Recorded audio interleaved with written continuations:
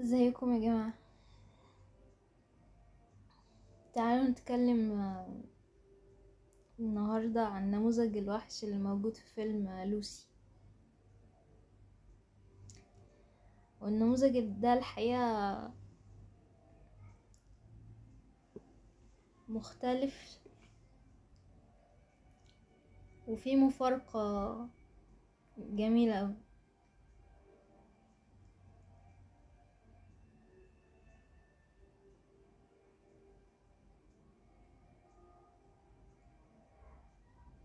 لو انتم متابعين معايا سلسلة الكلام عن الوحش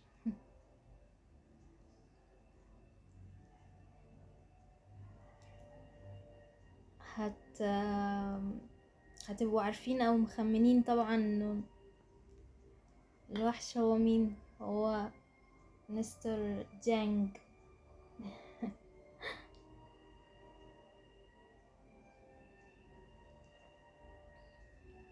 علشان كده اعتقد رغم انه الدور مش كبير لكن هما جايبين فيه البطل، يعني انا ما تحققتش يعني بس يعني فاكراه بالبصر كده او بالنظر، يعني ان هو نفس بطل اولد بوي، فيلم اولد بوي. لو تعرفوا فيلم اولد بوي، هو فيلم مشهور جدا، فيلم كلاسيكي مهم ومشهور جدا، وبرضو فيه رموز وممكن نبقى نتكلم عنه لانه مليان رموز طبعا. شرق اسيا يعني ام الرموز يعني. اي تشينج اصلا جاي من عندهم يعني. ف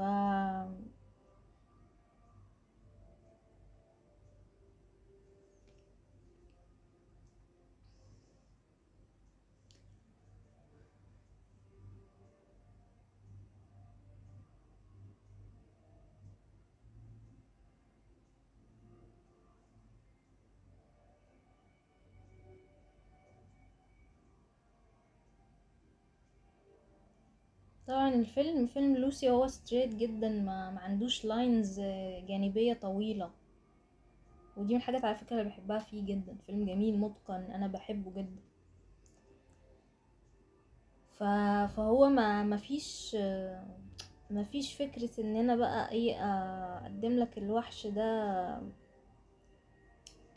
كنموذج بقى احنا نقعد نعيش معاه دراما او نعرف قصة حياته او شبه الدنيا قوي، يعني شبه وجود الوحش في الدنيا. انت بتشوف شخص وحش في الدنيا فبتبقى شايفه يعني بالمنظر اللي طلع بيه في الفيلم ده كده يعني.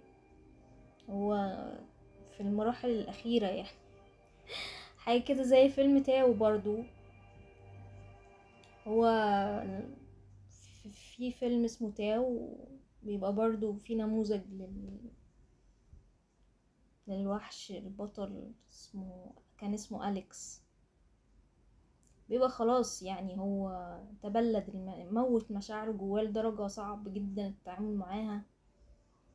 مفيش اصلا تقدرش ان انت تتواصل مع حاجة او تصلح حاجة فبالتالي لابد من قطع اليد يعني. حتى هي البطلة في النهاية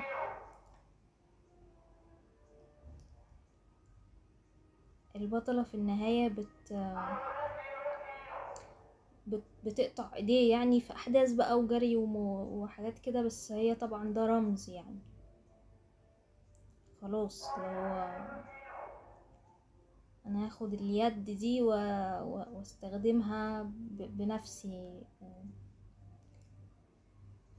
يعني. فتحت الوحش واخدت اليد من بطنه وبستخدمها بنفسي يعني، مش بشكل متعاون معاه يعني. وهو ده بيبقى اقرب للنموذج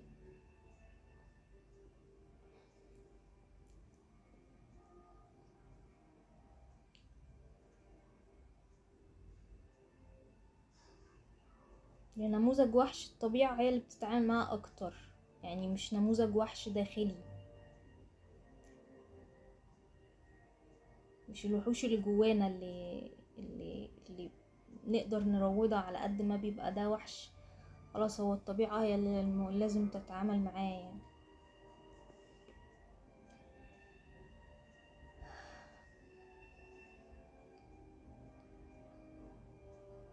بحب المشاهد الأولى في الفيلم جدا، لما للي ما شافش الفيلم،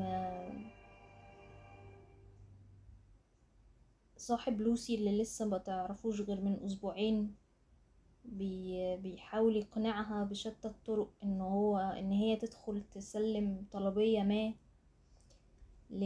لزعيم عصابة موجود في فندق، هم واقفين بيتكلموا قدامه، ولوسي بتبقى مصممة على الرفض. يعني المشهد بيبقى طويل الى حد ما، بيحاول يقنعها بكل الطرق لكن بيفشل. في النهاية بيقوم حاطط كلبشات في ايديها، مكلبشها بالشنطة بتاعة الطلبية على اساس انه يكون حطها قدام الامر الواقع. اصلا الكلبشات رمز الانفينيتي. في فيديوهات ممكن نبقى نتكلم عنها بعد كده بتشرح حاجة اسمها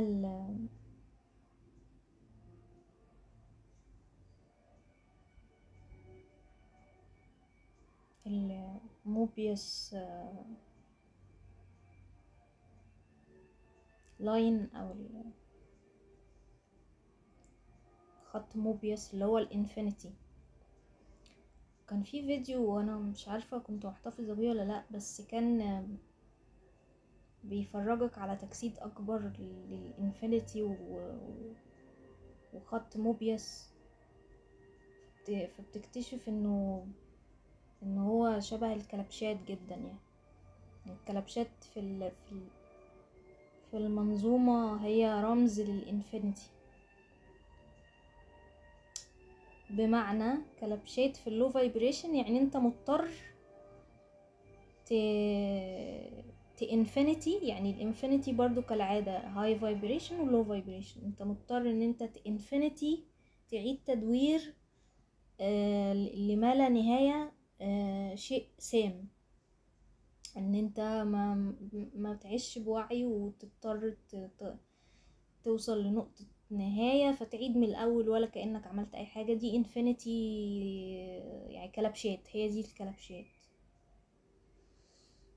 لكن ممكن تكون كلبشات برضو لكن بشكل تاني ومفهوم تاني. انفينيتي انت بتدخل وعي الانفينيتي علشان تتحد معاه، فبتبقى الكلبشات اتحاد مع قوة عظمى الوعي الفائق اللي موجود في الكون، الوعي الإلهي الموجود في الكون، علشان تنتج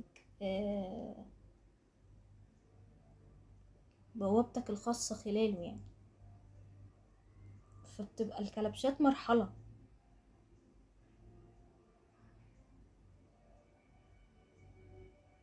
أو رمز المدى اتصالك بالوعي ده، لكن مش كلبشتك فيه، يعني مش توهانك فيه.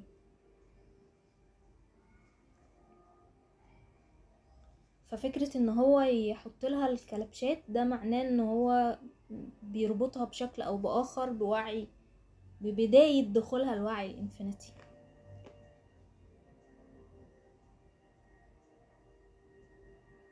والمخرج بيقوم قاطع بعد كده لما بيكلمهم. انا المشاهد دي بحبها قوي، انا بحب فيلم لوسي جدا.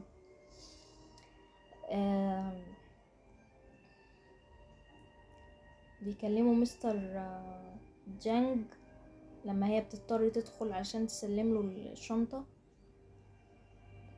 وهي مرعوبة.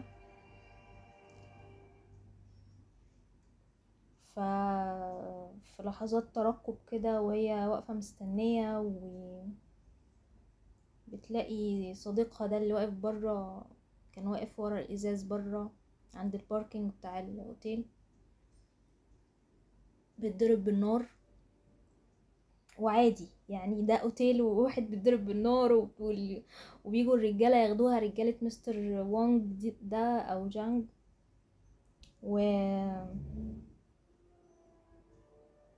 وبعدين يقوموا مطلعين رزمة فلوس كده مديانها للريسبشنست، يعني شيء في منتهى تجسيد الكلام عن المدى الفساد والعطب اللي اصبح في المنظومه اللي احنا عايشين فيها في الجزء ده في الفيلم. بحبه قوي يعني، لانه الراجل اللي هي مودياله الشنطه اسمه ايه، اللي هو الوحش، اسمه مستر جانج او بتتنطق وانج ايا كان، اللي هو في يانج اللي هو مستر يانج، هو تجسيد للرأس السقيم، للذكورة الماسكلين المشوهة، اللي هي السم اللي احنا غرزنا فيه، البشرية كلها غرزت فيه، العالم الدموي اللي أصبح اللي أنتجناه ده. يعني أوضة مستر جانج ده هي عبارة عن يعني ايه الأساسات اللي قايم عليها العالم بتاعنا ده.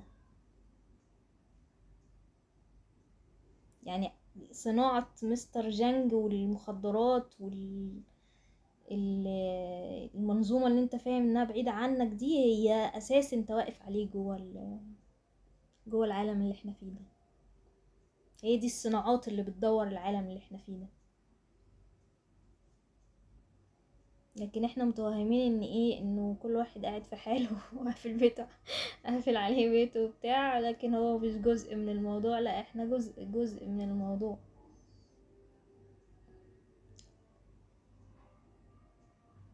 احناش موافقين عليه، لكن جزء منه.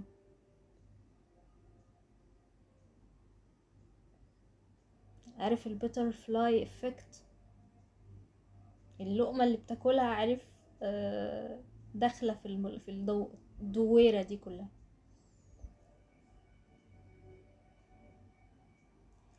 ومش بقول ده عشان يبقى تقطيم او تأنيب، بس ده اعتراف لابد منه، عشان فكرة التصور باننا بعيد عن الكلام ده، احنا الكلام ده في حتة واحنا في حتة وبتاع. لا، احنا مش بعيد عنه، احنا جزء منه.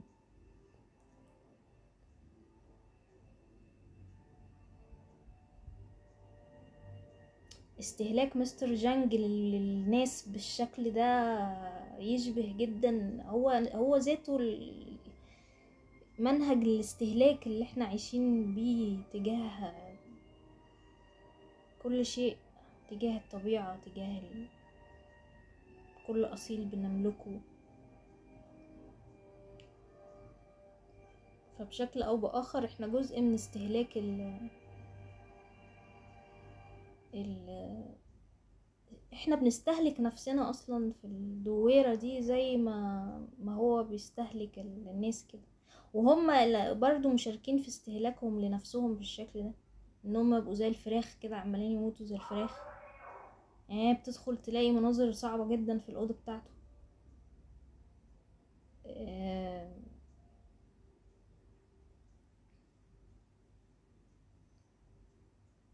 قد ايه الناس قابلة على نفسها ان هي ت... ت... تفتح بطنها يتحط فيها بضاعة وكأنها وسيلة. هل ده مثلا مقصور على القصة دي بس؟ لا، هي ايه اللي خلى الشخص ده يعمل كده؟ يروح انت لو تتبعت بقى قصة حياته والظروف اللي هو موجود فيها، هتلاقيها مش بعيدة عن قصة فيلم درامي انت ممكن تتأثر بيه جدا. يعني انت متعرفش ما وراء ده ايه. ففكرة انه هما يستحقوا اللي حصل فيهم علشان هما مش عارف ايه وبتاع، لا، هي قصة كلها متربطة ببعضها.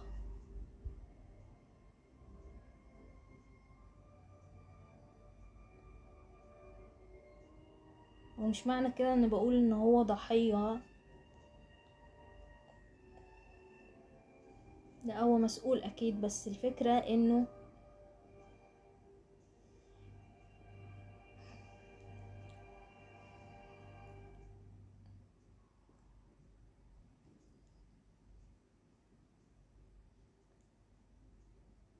ان انت ما تقدرش تدينه، ما تقدرش ابدا تكون تدينه. و-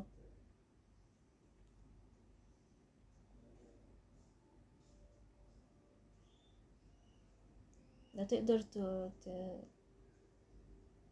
زي ما مهم ان انت ما تتعاملش مع نفسك، لا تكون حاسس نفسك ضحية العالم ولا جلاد العالم، لانه انت بقى عندك وعي انه آم،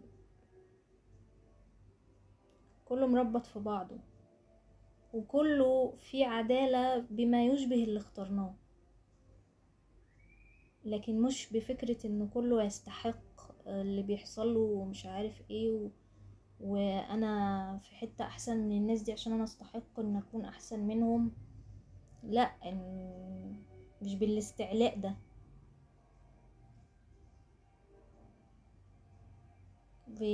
بنظرة مترابطة للقصة كلها. ما علينا من الجزء ده، بس الجزء ده في عالم مستر جانج مهم جدا، لان هو بيبين لك اليانج اللي احنا عايشين فيه شكله عامل ازاي.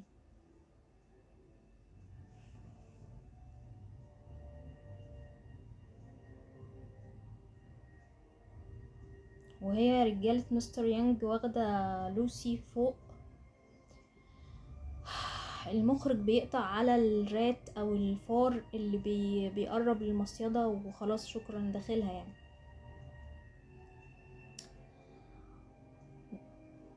طبعا اللي بيحصل مريع،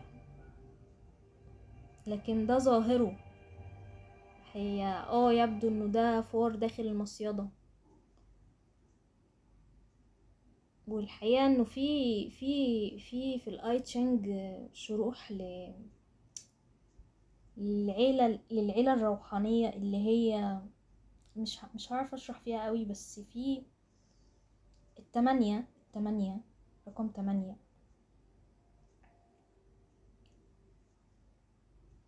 اللي هو اختصاره رمزيا الايد او الهند. يعني 5 هي برضو 8 ولكن متخفية يعني، فهي الايد برضو. فالايد والهند والكده اللي هو طبقات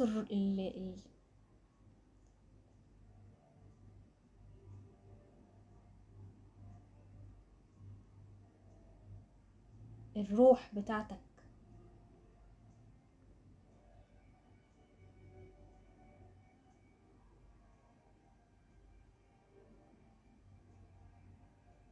آل بيتك يعني، آل البيت زي ما بيقولوا في في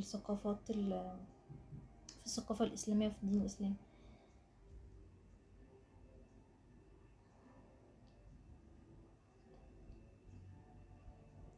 فالاي تشينج بيشرح آل البيت دول اللي هما مقصود بيهم اصلا يعني المقصود بيهم بشكل حقيقي ال طبقات عيلتك، يعني برضو مفرد عيلتك الروحانية، اللي هو طبقات اللي انت بتستكشفها من روحك عشان توصل لكور روحك، عشان توصل ل... ل... ل... للومب الأصلي اللي انت جاي منه، او ال...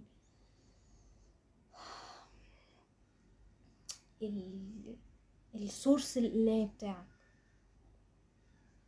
اللي بتوصل منه للسورس الكوني عموما. فالتمانية دول شرحهم الاي تشينج كويس قوي، متقسمين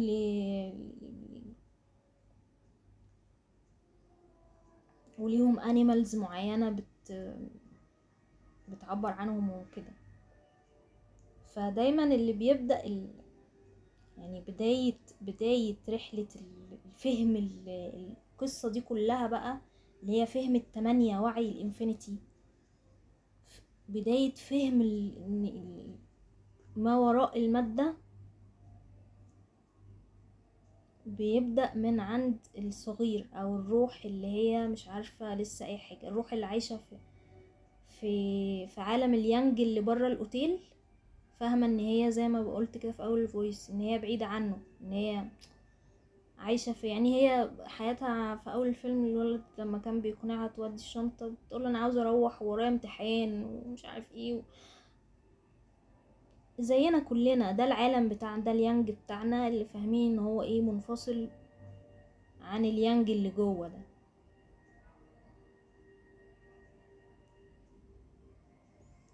فهي قبل ما تدخل الفندق كانت يعني بعيدا عن فهم اي شيء، كانت نائمة يعني، ما عندهاش اي وعي ولا قرب سنتيمتر من وعي الروح او ما وراء العالم، المنظومة اللي هي اليانجية السقيمة دي. هي حتى ما دخلتش في القعر بتاعها، ما شافتش هبابها وطينها ونيلها وزفتها اللي موجود في، واكتشفت ان كله ان هي متربطة فيها كده، فجأة بقت جواها اصلا، يعني لان هي مش بعيدة عنها كتير، رغم ان هي لا كانت بتشتغل في الكلام ده ولا اي شيء. ف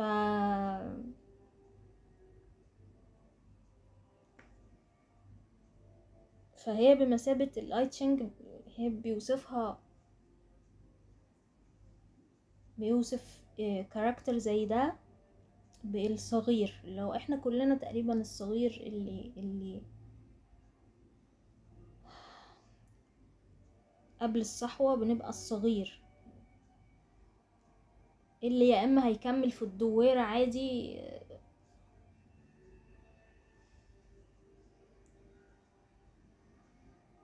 وهو مش فاهم حاجة ويعيد تدوير السم ويرجع له تاني بشتى الطرق لكن هو مش فاهم حاجة، يا اما هيدخل جوه بقى ليها شرح كده ورسومات ممكن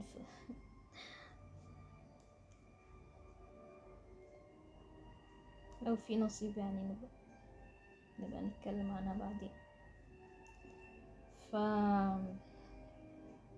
فهي لوسي كانت خلاص المفروض تدخل، فهي جاب حتى ايه فكرة الرات اللي بدخل المصيد، وهو الصغير اصلا من الانيمالز المهمة جدا جدا جدا بتاعته الفار الصغير، حتى اعكس كلمة رات هتلاقيها طار، هي بتتحول من وعي الرات، من وعي الفار الصغير جدا في العالم ده، معرفش عنه اي حاجة ولا شاف حتى القعر بتاعه، لطائر بعد كده خلاص هي هتشوف ما وراء كل حاجة. هما في الفيلم ده ما شاء الله وصلوها لاخر كل حاجة يعني، اللي هو يا بنت الذين دخلت شرخت على طول. الناس بتقعد في الصحوة ممكن تقعد تقضي حيوات ورا حيوات وهي بتصحى، ودي دخلت في ساعتين خلصت الموضوع، ركبت الناقة وشرخت وخلصت يعني. ف وطارت فعلا.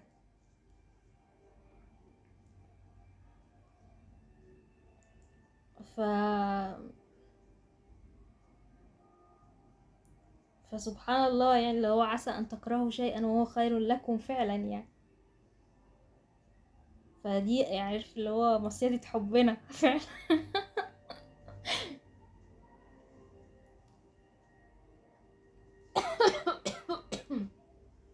ورمز الفهد برضو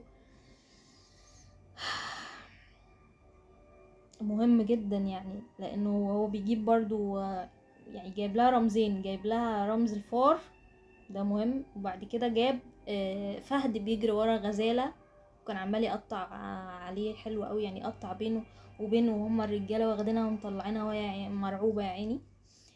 آه، كدير كروح لسه برضو يعني بريئة خالص، خلاص بتقع في شباك الفهد. والفهد هو آه، مستر جانج، الايجو الشرس، اللي هو الست ست، يعني من اقوى رموزه قوي في الحضارة المصرية بالذات، يعني ست، يعني اللي هو اخو اوزيرس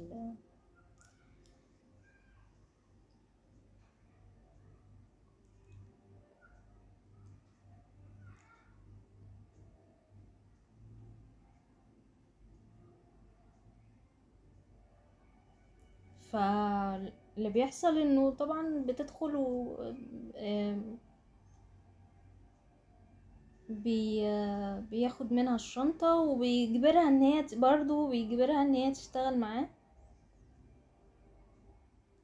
يفتحوا لها بطنها كلها رموز طبعا، ويحطوا لها مسحوق اسمه CBH4.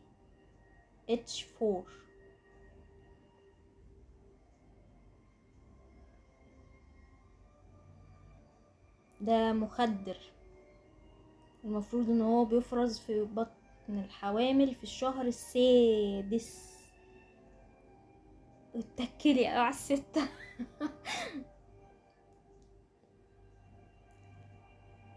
6 هو رقم الدارك ماتر.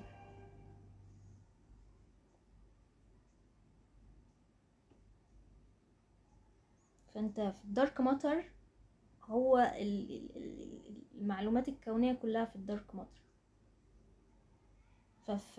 فعلميا المسحوق ده او المادة دي بتفرز اصلا بشكل طبيعي في بطون الحوامل في الشهر السادس. دي معلومة حقيقية، بس طبعا بتفرز بكميات قليلة جدا. في الفيلم بقى هما تخيلوا انه تم تصنيعه بشكل كيميائي وبقى مخدر. ف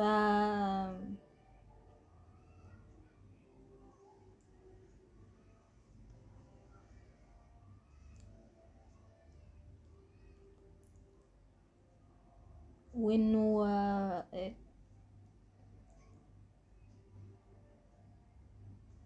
فهنا مستر جانج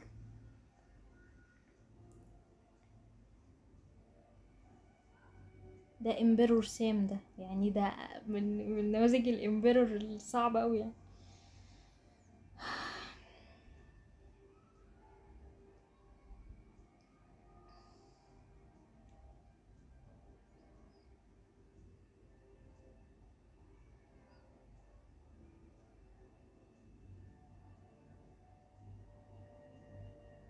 الامبيرور وكالي اللي هي الفيمينين اللي برضو تشرست. هو الايجو بيبقى عبارة عن اتحاد آه، الجزء السام اللي في الامبيرور مع الجزء السام اللي في الامبرس. فبرضه من رموز الايجو الصعبة جدا يعني الكالي ليها برضو قصة هندية بدوروا عليها.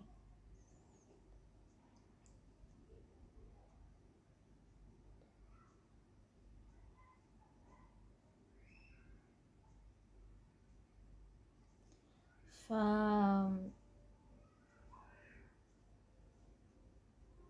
بتتفتح بطن لوسي وبيتحط لها المسحوق ده، وبشكل او باخر بعد كده بيرشح المسحوق ده، بيحصل لها حادثة فالمسحوق ده بيرشح جوه بطنها. فبتخرج المادة وتتفاعل مع جسمها كله، وعندها يعني مادة اصلا بتعمل تفاعل نووي يعني سفر بالزمن على طول. يعني انت تعرف اصلا انه آلة السفر بالزمن في دارك هي نفس الشرح بتاع احنا جسمنا اصلا اداة سفر بالزمن كامنة مش شغالة، لان احنا في يعني لو رجعت لحلقة 8 في مسلسل دارك، غالبا حلقة 8، تلاقي الدكتور وهو بيشرح تركيب آلة الزمن بتكون ازاي، ايه اللي محتاجة الآلة علشان تسافر، ايه اللي محتاجه الجسم علشان يقدر يتنقل جوه الزمن بسرعة الضوء. هو ما بيربطهاش طبعا بالجسم، بس هتلاقي انه الجسم البشري هو شبه الآلة بالظبط. هو محتاج بقى ايه؟ محفز زي اللي هو ال CBH4.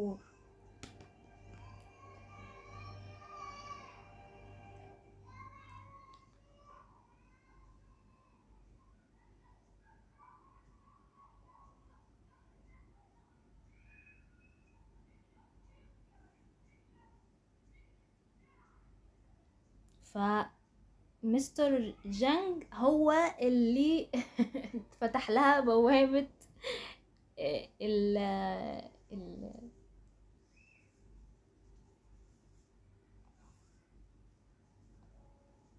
الخروج. زي بالظبط ده نموذج شبه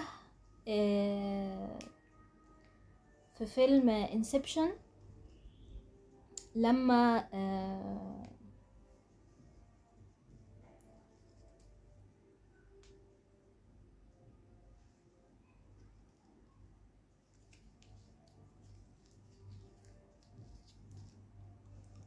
كان اسمه ايه؟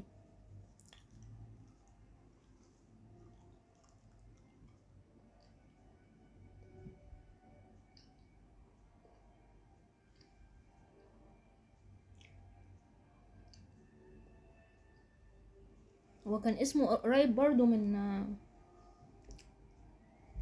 لانه كان نموذج كان رمز لساترن،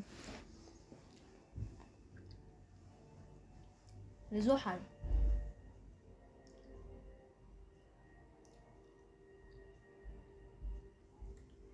محتار ليه ما عمل سيرش دلوقتي. والله يا جماعه مسكت الموبايل عشان اعمل سيرش، افتكرته على طول، افتكرت الاسم على طول من قبل ما اعمل سيرش. كان اسمه سايتو.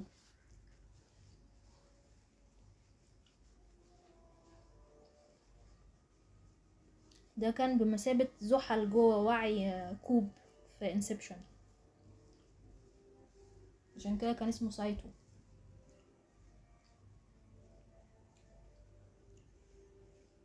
ف سايتو كان شرس برضو جدا بطريقته يعني، مش زي مستر جانج يعني.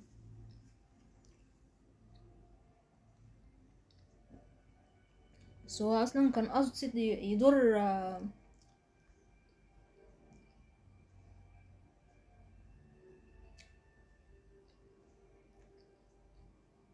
بيت الاسامي اللي بنساها دي.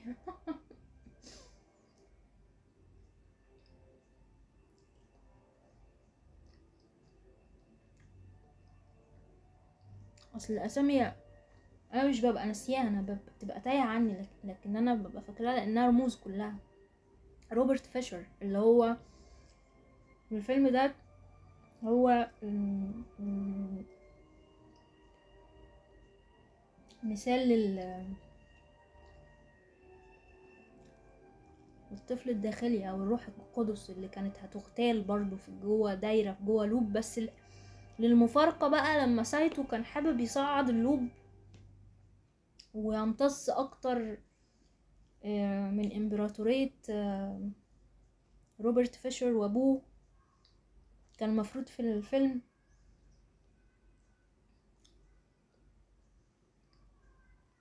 عاوز يزرع ذكرى مزيفة جوه دماغ روبرت تقنعه ان هو يفكك امبراطورية ابوه، لانه هو بينافس سايتو في السوق، فسايتو عايز يتوحش ويتشرس اكتر. فالمفارقة ده خدم اصلا الولد، لانه هو كان عايش في معاناة نفسية جوه قصته مع ابوه، بتعبر عن كل عن معاناتنا كلنا اصلا مع يعني ابوه. مش رمز يعني رمز للمنظومة اللي بتاكل روحنا، واحنا مضطرين نكمل فيها لانها هي كده، مش هينفع نبقى مقبولين غير لما نعمل ده. دي كانت نفس المعاناة يعني متجسدة في قصة روبرت.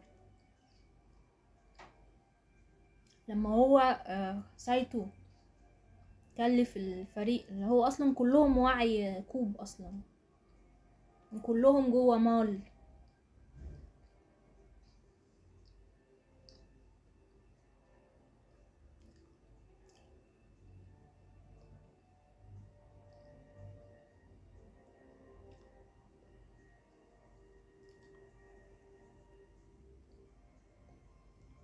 فجي يعني عارف اللي هو سايتو جه ياكل دماغ روبرت فيشر. حصل العكس بقى. فتح له باب الخروج برضه زي ما حصل مع لوسي، لانه حرره بالذكرى المزيفة دي، حرره من قصة المعاناة اللي في قصته مع ابوه، ورجعه لبداية العناصر الاربعة تاني، لبراءته. حتى في الذكرى لما كانوا بيزرعوها، كان هو في لعبة كده طيارة ليها 4 أجنحة ماسكها في صورة مع أبوه. ففي الذكرى خلوا أبوه يطلع له اللعبة دي من الخزنة ويديها له، فكأنه أعاد له الرؤية من جديد على أرض أساسها نضيف للعناصر تاني. أنا برجعك للعناصر في بدايتها علشان تكون انت بقى، بعيدا عن أي منظومة ومؤسسة عمالة تلففك في لوب. وسايتو وقتها مات واتحبس في في الليمبو. يعني مش مهم يعني اللي ما شافش الفيلم او مش حابب اللي انا بقوله ده، اعمل سكيب للجزء ده، بس التربيط ده بيبقى لطيف يعني. فمستر جانج هو اللي فتح لها الباب، لانه برضو انا بيعبر عن ساترن برضو بدون قصد منه يعني.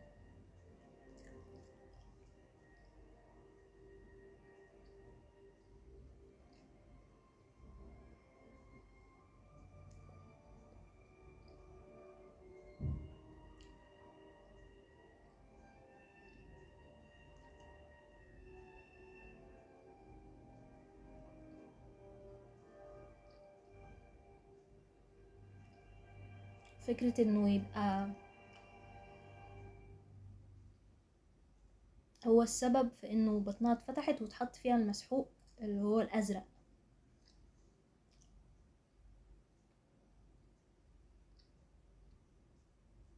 الازرق دايما بيرمز للاوعي.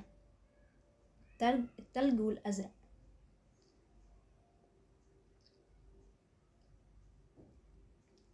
اللون الازرق يعني النجوم الزرقاء مثلا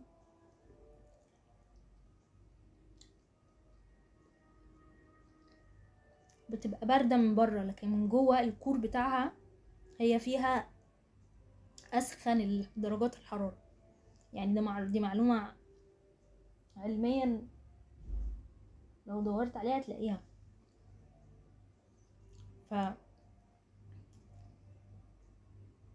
فاللاوعي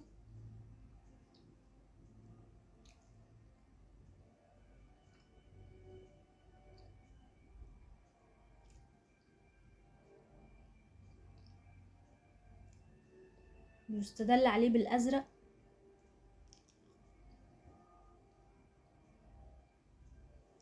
وممكن تلاقي في بعض الأوقات الأزرق بيرمز للوعي، لكن بعد التنقية الوعي اللي عرفت تجيب منه الأحمر الحقيقة.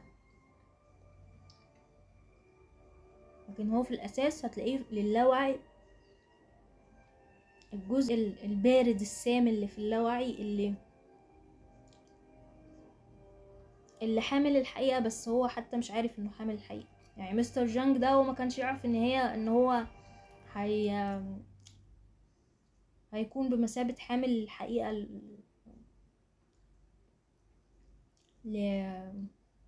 هو ما يعرفش حتى قيمة ال HBC4 ده، CBH4. هو بيتعامل معاه تعامل بيستهلكه زي ما بيستهلك كل شيء.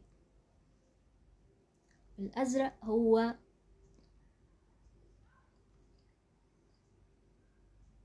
بعد التنقية بيبقى الكور بتاع الشفاء.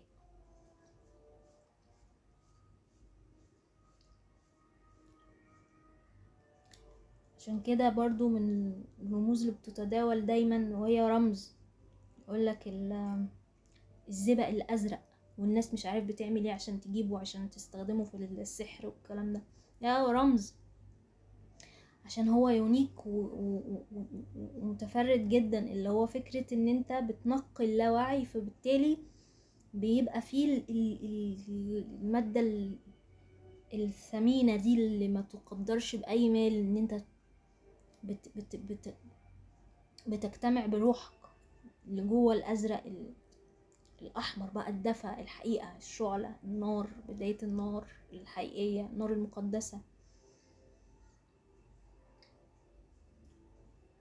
وهكذا الناحية التانية الأحمر اللي الغضب والكره والعنف والدموية والمش عارف ايه، طول ما هو مربوط بالأزرق البارد اللي لسه متحلش. لكن لما بيتحل وبتفهم الأزرق بيتحول الأحمر لشعلة ونار مقدسة.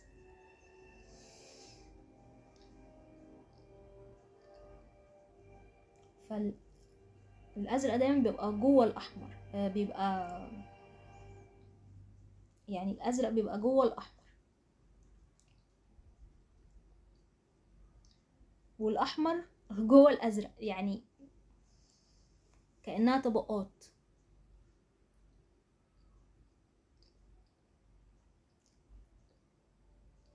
يعني هي دخلت الأوضة لقت دم، فدم دموي، وفي نفس الوقت بداية الحقيقة. جوه الدم والعالم الدموي المخيف المرعب ده كان فيه المادة الزرقاء، وبعدين من الأزرق بتروح للكور بقى، للنواة الأحمر تاني، ولكن الأحمر النقي. فهي عاملة زي الطبقات.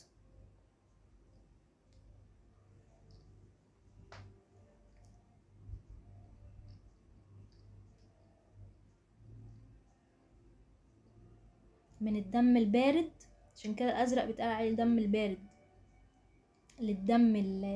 لدم الحقيقة، للدم الحي، للدم المقدس.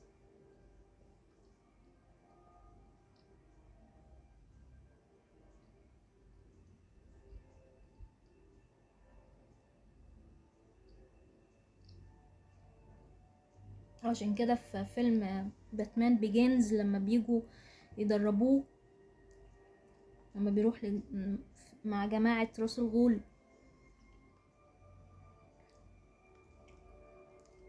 بيبقوا موجودين هما في التلج وبيديله الوردة الزرقاء، وهو لما بيقوله وحان وقت السفر للداخل.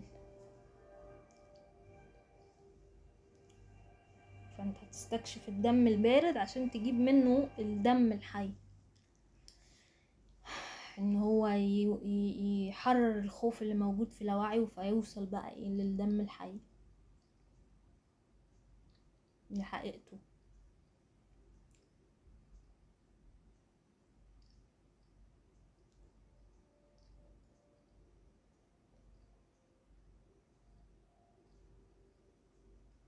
وعشان كده ظهرت اللوتس. وكنت عاملة قراية من كام يوم كان فيها الحمل نازل وجنبه الزهرة الزرقاء، فأحيانا هتلاقيه أصلا جنبه الزهرة الحمراء، وأحيانا هتلاقيه جنبه الزهرة الزرقاء. فمن هنا تقدر تفهم الأريحية في إننا أحطه كأحمر وأزرق بتيجي منين، مش من لخبطة على قد ما هما واحد في النهاية.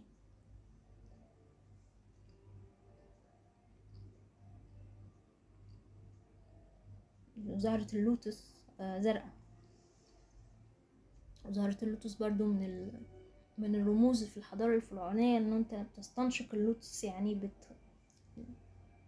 الازرق في صورته الشفائية بقى، اللي هي اللي كانت فيها بتحفز القوة بقى اللي عندك، اللي هي المفروض انه يعني هي متقالة كده انه زهرة اللوتس هي اللي بتحفز القوة اللي عندك، بس هي الموضوع رمز. هي الفكرة ان انت بتستكشف لوعيك وبتوصل لحقيقتك، يعني الموضوع موجود.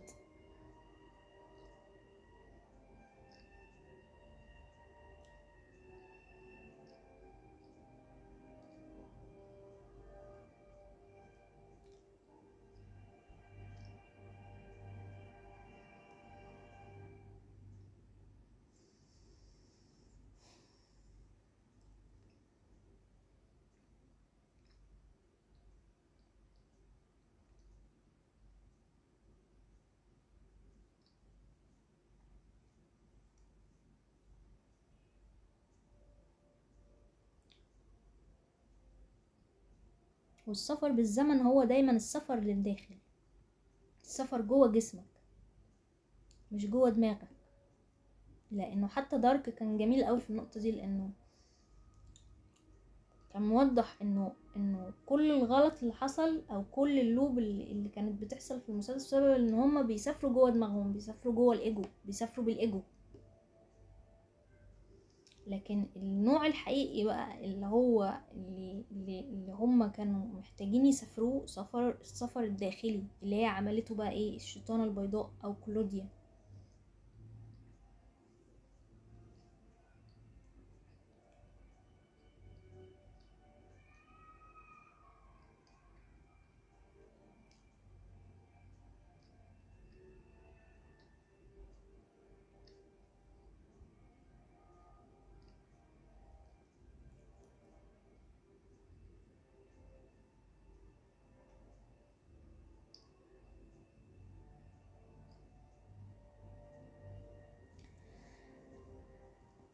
خلينا لحد هنا في الاوديو ده علشان يبقى مقتصر على فكرة بس ايه مستر جانج كنموذج للوحش.